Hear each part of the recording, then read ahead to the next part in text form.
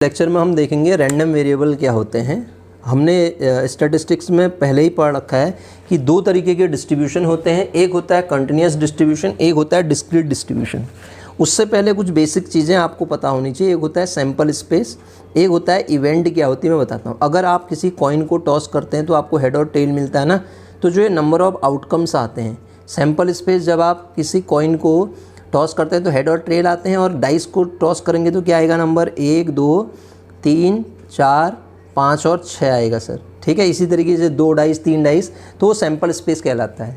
इससे बनने वाली कोई पर्टिकुलर घटना वो इवेंट कहलाती है। जैसे ई मैंने इवेंट बनाई एच, मतलब हेड ही हेड रखा उसमें। दूसरी E2 बनाई, ये E1, उसमें क्या रखा, टेल ही टेल रखा। इसी प्रकार इससे एक इवेंट मैंने बना दी E1 इज इक्वल टू क्या, उसमें क्या रख दिए 2 4 और 6। आपको साफ पता चल रहा है कि ये इवेंट कैसी है। इन्हीं में से कुछ नंबर लेके बना दिए, एक घटना कहलाती है, इवेंट कहलाती है। तो ये क्या बनी है, इवन नंबर रख दिए हैं। इसी प्रकार E2 एक और बना सकता हूँ मैं, क्या बन जाएगी 135, ऑड नंबर की बना दी। ऐसी और भी हम इवेंट बना सकते हैं। और दूसरी चीज़, प्रोबेबिलिटी हम किसी भी इवेंट की निकालते हैं तो आप जानते हैं नंबर ऑफ आउटकम्स, जो जैसे इसकी निकालना चाह रहा हूँ, आउटकम्स जो हैं इवेंट में कितने नंबर ऑफ आउटकम्स हैं नंबर, और टोटल जो सैम्पल स्पेस में पॉइंट हैं वो कितने हैं, वो प्रोबेबिलिटी हो जाती है। इसी प्रकार प्रोबेबिलिटी आप जब निकालते हैं इस इवेंट की, तो टोटल आउटकम, टोटल नंबर कितने हैं इवेंट में 3 हैं, और ये टोटल आउटकम सैम्पल स्पेस में 6 हैं, तो 1/2 हो जाएगी। ये इवेंट कहलाती है, इवेंट की प्रोबेबिलिटी हो जाती है। इवेंट क्या है और सैम्पल स्पेस क्या है ये हम समझ रहे हैं। ठीक है, मैं बात किसकी कर रहा हूँ सर, हम पढ़ रहे हैं रैंडम वेरिएबल। तो रैंडम वेरिएबल मैंने कहा कि दो तरीके से हम पढ़ेंगे।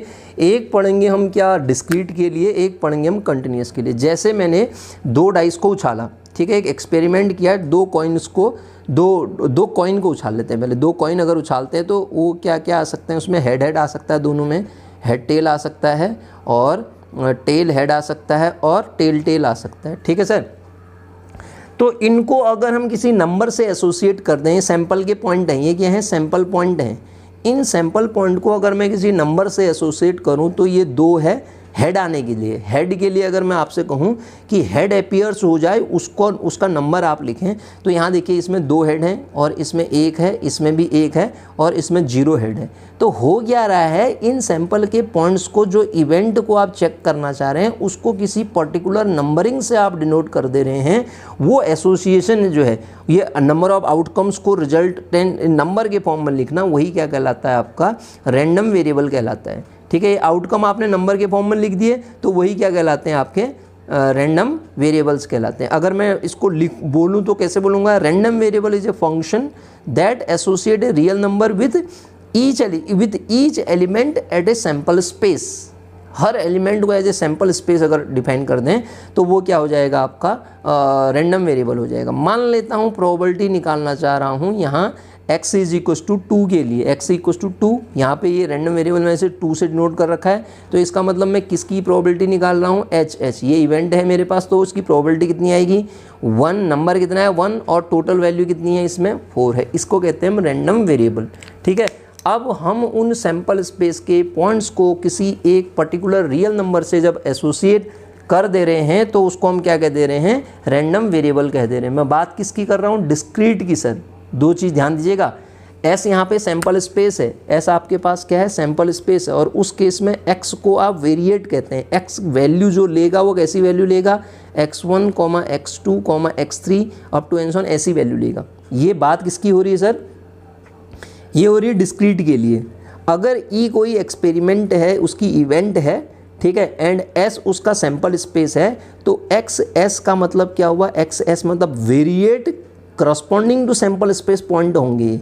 ठीक है, variate corresponding to sample space, ये पॉइंट आपको डिफाइन कर रखें। ठीक है, सैम्पल स्पेस क्या चीज़ है और सैम्पल स्पेस इवेंट क्या है। अगली चीज़ मैंने बताया आपको वेरिएट किसे कहते हैं, इन विथ रिस्पेक्ट टू क्या, डिस्क्रीट वेरिएबल। डिस्क्रीट के लिए मैं बता रहा हूँ आपको, तो ये ऐसे हुए। अब मैं बताता हूँ आपको डिस्क्रीट प्रोबेबिलिटी डिस्ट्रीब्यूशन कैसे लिखते हैं। एक चीज़ को ध्यान दीजिएगा, डिस्क्रीट प्रोबेबिलिटी डिस्ट्रीब्यूशन लिख रहा हूँ, एक होता है क्यूमुलेटिव। मैं बार बार आपसे कह रहा हूँ, एक fx यूज़ करूँगा मैं, एक कैपिटल Fx यूज़ करूँगा। इसको क्यूमुलेटिव कहते हैं, क्यूमुलेटिव। अभी बताऊंगा इन दोनों को, मैं दोनों को अलग अलग आपको समझा रहा हूँ। पहले हम पढ़ रहे हैं डिस्क्रीट के लिए, तो मैं पहले आपको बताता हूँ डिस्क्रीट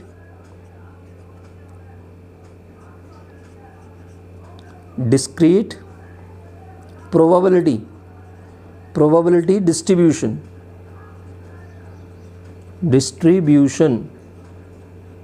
ध्यान से सुनिएगा सर, डिस्क्रीट प्रोबेबिलिटी डिस्ट्रीब्यूशन क्या चीज़ है।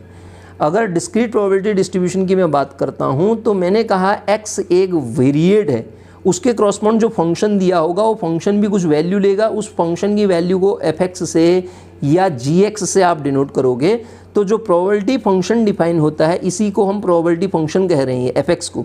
fx इज इक्वल टू कैसे लिखेंगे आप, p probability with variate x equal to x, इस तरीके से आप fx को डिफाइन करेंगे। इसका मतलब fx क्या डिनोट कर रहा है, यहाँ पे प्रोबेबिलिटी को ही डिनोट कर रहा है। ध्यान से सुनिएगा, fx किसको डिनोट कर रहा है, प्रोबेबिलिटी को ही डिनोट कर रहा है। जैसे मैंने कोई कॉइन उछाली थी, अभी ऊपर x इज इक्वल टू 2 लिया था, तो उसकी प्रोबेबिलिटी क्या लिख दी थी, 1/4 आ गई थी। 1/4 नहीं, हाँ 1/4 आ रही थी ना। तो ये एक नोटेशन है, यहाँ हम उसको किस फॉर्म में लिख रहे हैं, fx के फॉर्म में। ध्यान दीजिए सर, इसको प्रोबेबिलिटी डिस्ट्रीब्यूशन जो मैं लिख रहा हूँ, ये प्रोबेबिलिटी डिस्ट्रीब्यूशन, इसको कहते हैं प्रोबेबिलिटी मास फंक्शन। क्या कहते हैं, प्रोबेबिलिटी मास फंक्शन। क्यों, क्योंकि डिस्क्रीट रैंडम वेरिएबल है। अगर कंटिन्यूस होता तो इसको प्रोबेबिलिटी डेंसिटी फंक्शन कह देते हैं हम। तो ये क्या है, प्रोबेबिलिटी मास फंक्शन है। इसकी कुछ प्रॉपर्टीज होती हैं। ये किसको डिनोट कर रहा है, प्रोबेबिलिटी को ही तो डिनोट कर रहा है। तो इसका मतलब इसकी जो प्रॉपर्टी होगी उन प्रोबेबिलिटी में प्रोबेबिलिटी मास फंक्शन या प्रोबेबिलिटी फंक्शन, ध्यान दीजिए, प्रोबेबिलिटी मास फंक्शन कहूँ या खाली प्रोबेबिलिटी फंक्शन कहूँ, कोई भी डिस्क्रीट रैंडम वेरिएबल x का, तो वो दो प्रॉपर्टी को रखता है। वो है क्या, वो है क्या चीज़, दो ऑर्डर्ड पेयर हैं x और fx, उनके फॉर्मेट को लिखा गया है। ठीक है, किस तरीके से असाइन हो रहा है, वो प्रॉपर्टी क्या क्या रखता है। पहली condition fx is greater equal than 0। आप जानते हैं ना प्रोबेबिलिटी निगेटिव कभी नहीं होती है, तो fx ग्रेटर इक्वल देन 0। और टोटल प्रोबेबिलिटी का सम आप ये भी जानते थे कि टोटल प्रोबेबिलिटी का सम कितना होता था, 1 होता था। इसी प्रकार समीशन ऑफ fx की वैल्यू क्या हो जाएगी, 1 हो जाएगी। ये नोटेशन है किसका, प्रोबेबिलिटी मास फंक्शन का।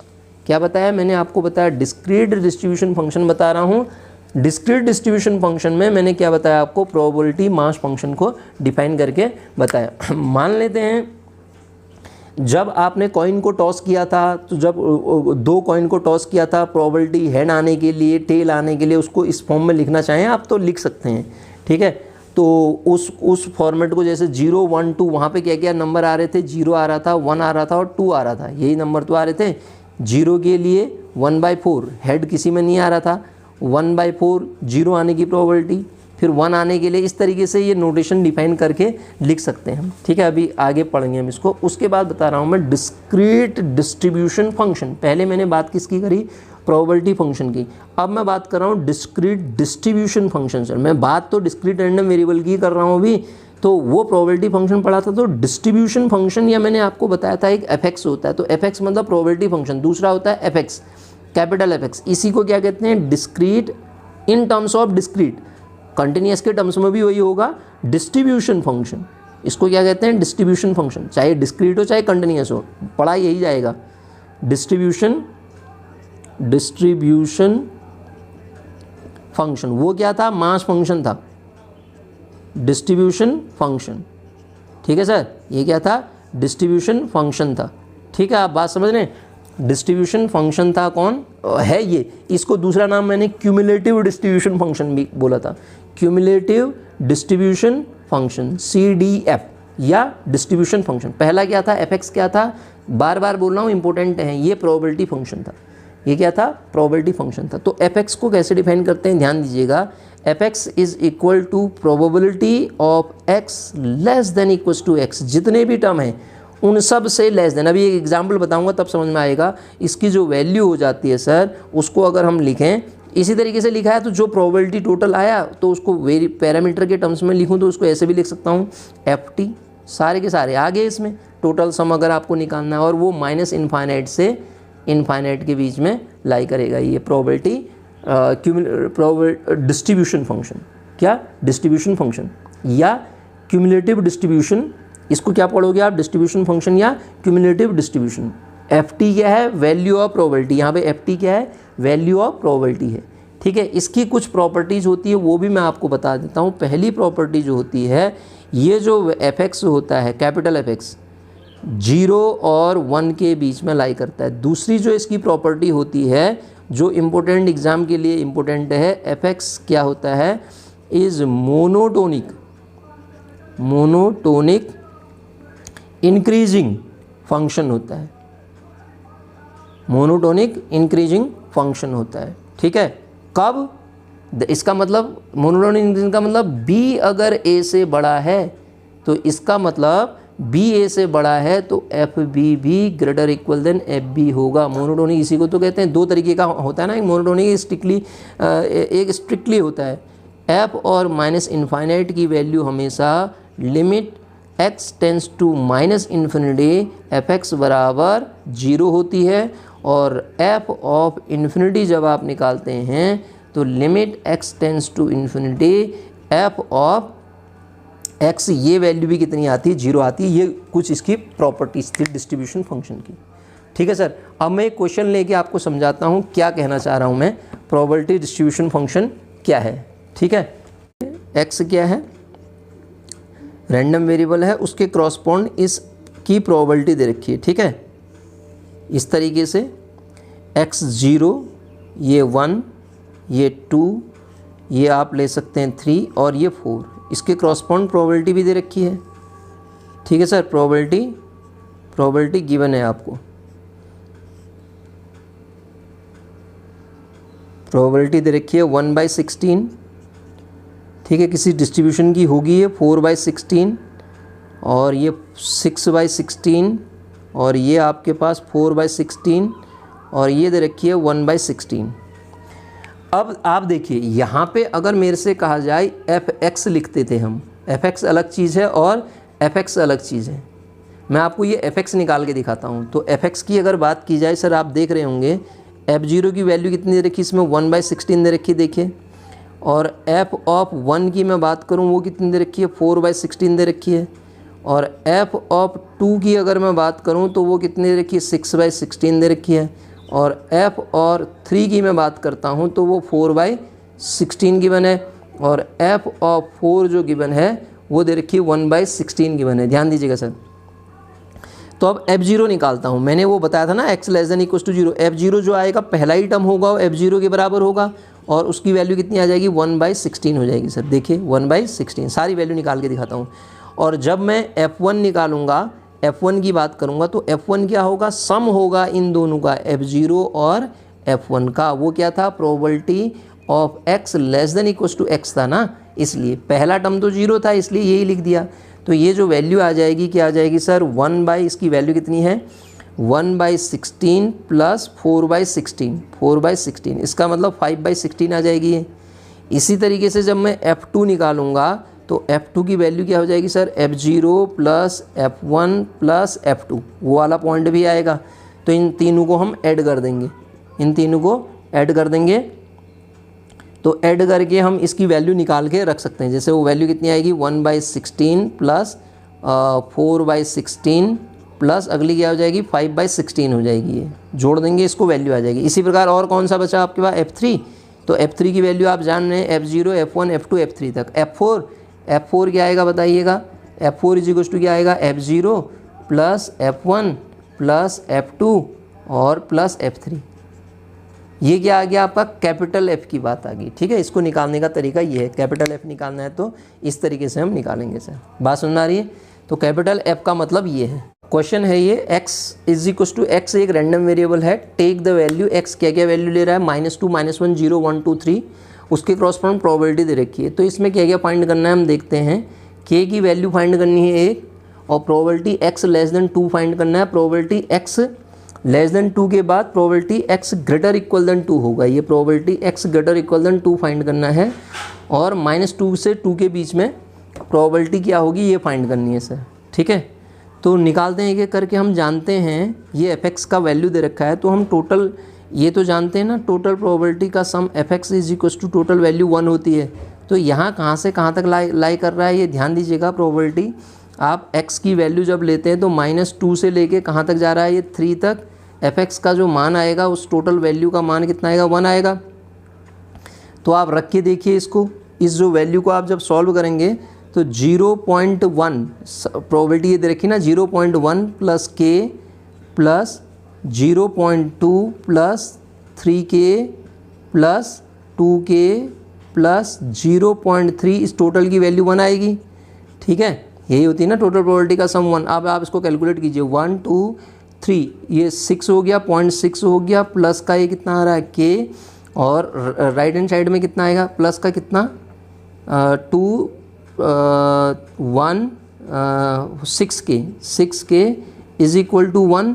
तो यहाँ से सर आप देखिएगा 6k की जो वैल्यू आएगी, इसको यहाँ ले जाइए 0.4, तो k की जो वैल्यू आ जाएगी 0.4 मतलब 4/10 इंटू 6 ये आएगा।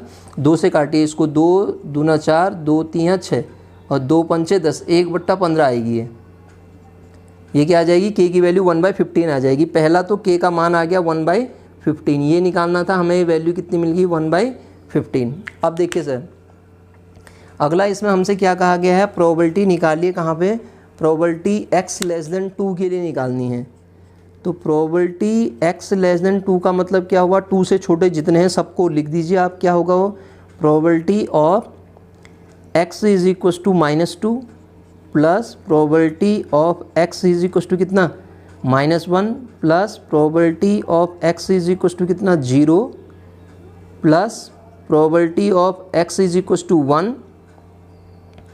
ये आएगा लेस देन कह रहा है तो इतने ही आएंगे ना, -2 से लेके, तो इसकी वैल्यू देखिए 0.1 प्लस k प्लस इसकी वैल्यू कितनी है 0.2 प्लस 0 पे कितनी है 0.0 पे हमने लिख दी ना, 0 पे इतनी आ गई, फिर उसके बाद क्या है 1 पे कितनी है 3k। ठीक है, दिस इज इक्वल टू, इसकी वैल्यू निकालेंगे ना, ये इतना ही आएगा।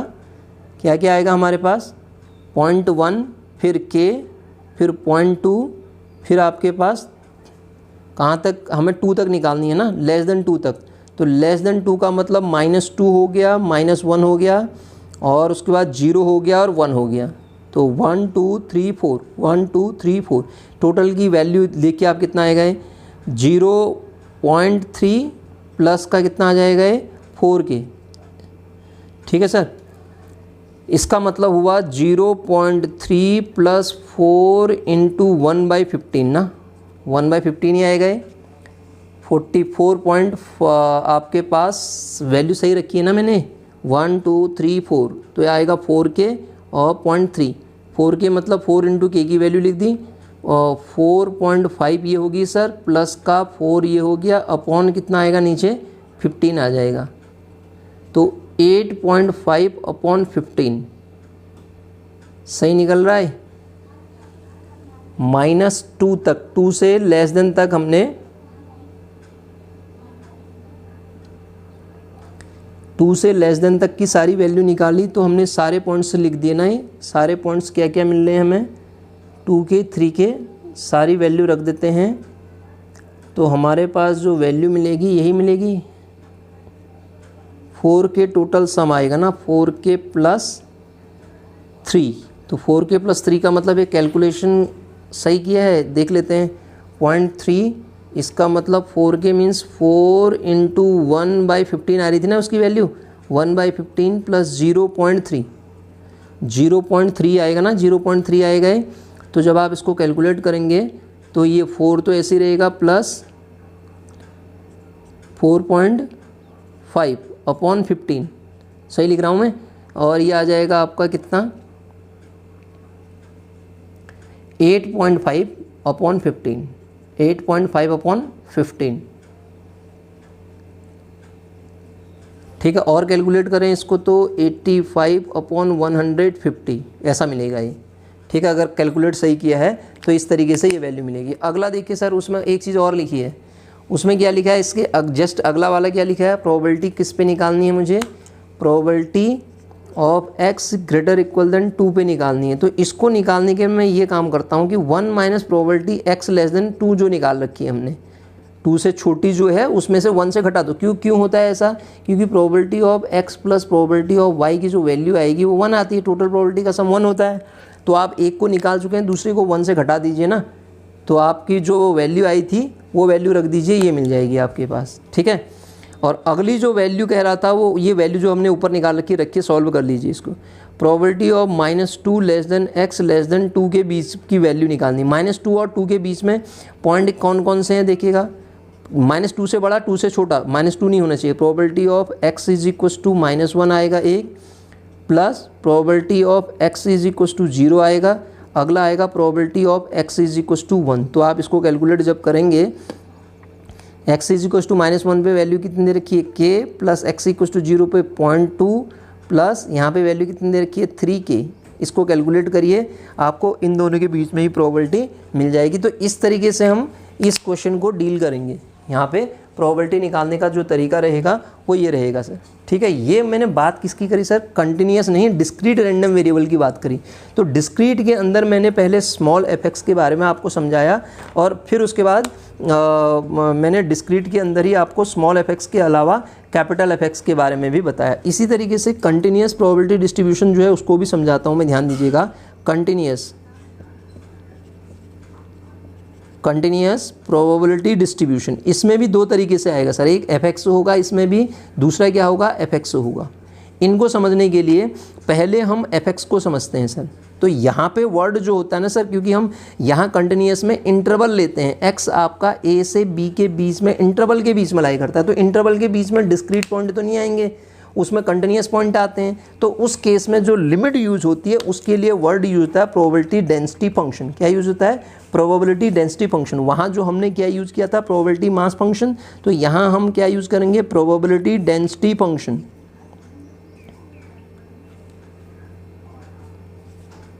डेंसिटी फंक्शन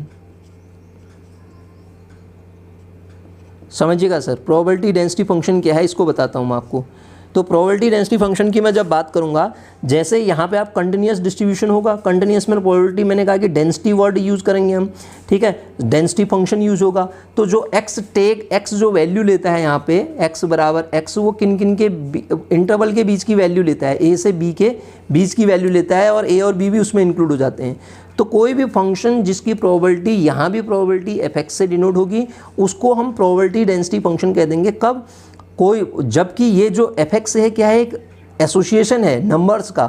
फंक्शन एफएक्स एक एसोसिएशन है रियल नंबर का, जिसको आप प्रोबेबिलिटी डेंसिटी फंक्शन कहोगे, और लिखोगे कैसे, probability of A is less than equal to X is less than equal to B, this is equal to integration of A to B F X D X. इस तरीके से इसको आप denote कर दोगे sir, F X D X.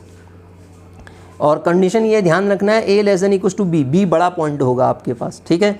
और probability A to B का मतलब जब आप निकालते हैं A less than equal to X, इस तरीके से लेस देन बी, इसको मैं अगर डिफाइन करता हूँ तो ये क्या आएगा, probability of A less than equal to X, X less than equal to B बराबर probability of A less than X less than equal to B. ये सब एक ही चीज़ें, ध्यान दीजिएगा सर। इस सब का मान जो होता है probability B minus probability of A होता है, ठीक है। क्योंकि एरिया निकालते समय इसका कोई फ़र्क नहीं पड़ता है, एक पॉइंट का कोई फ़र्क नहीं पड़ता है, हमेशा ध्यान दीजिएगा इस बात को, ठीक है। ये एरिया ही निकाल के देता है हमको डेंसिटी फंक्शन, ठीक है। स्मॉल एफएक्स की बात कर रहा हूँ कंटिन्यूस रैंडम वेरिएबल के लिए। तो जैसे हमने डिस्क्रीट के केस में पढ़ा था, इसी तरीके से एफएक्स यहाँ कुछ वैल्यू को रखेगा। पहली क्या, एफएक्स प्रोबेबिलिटी तो है, वो FX is greater equal than 0, X take lies between minus infinite से इन्फाइनाइट, एक्स ये वैल्यू ले सकता है, तो एफएक्स ग्रेटर इक्वल देन 0 ही आएगा। दूसरी कंडीशन क्या पड़ी थी, वहाँ समेशन था, क्योंकि यहाँ कंटिन्यूस है तो इंटीग्रेशन होगा, F X D x total probability का सम कितना होगा, 1 होगा। दूसरी ये है। तो यहाँ पे जो हम डिफाइन करते हैं ना, जो वैल्यू निकालते हैं सर, ग्राफ ये है, इस ग्राफ की वैल्यू निकाल सकते हैं। यहाँ पे हम प्रोबेबिलिटी की जो बात करें, क्योंकि वो कंटिन्यूस वेरिएबल है, इन दोनों के बीच के पॉइंट्स की वैल्यू निकाल सकते हैं।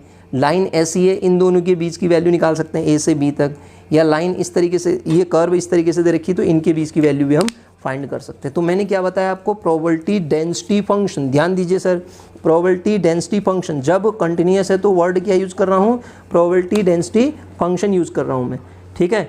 ये इसका मतलब किसको देता है, मैंने कहा एक कर्व थी, इस तरीके से कर्व थी, एक पॉइंट आपके पास ये ए है, एक पॉइंट आपके पास ये बी है। तो ये a है, ये b है, तो इन दोनों के बीच की प्रोबेबिलिटी जब आपको निकालनी है a less than x less then b, इसको डिनोट करता है। और मैंने आपको बताया बराबर वाले पॉइंट्स रख दिए जाएँ, उसमें भी कोई फ़र्क नहीं पड़ेगा।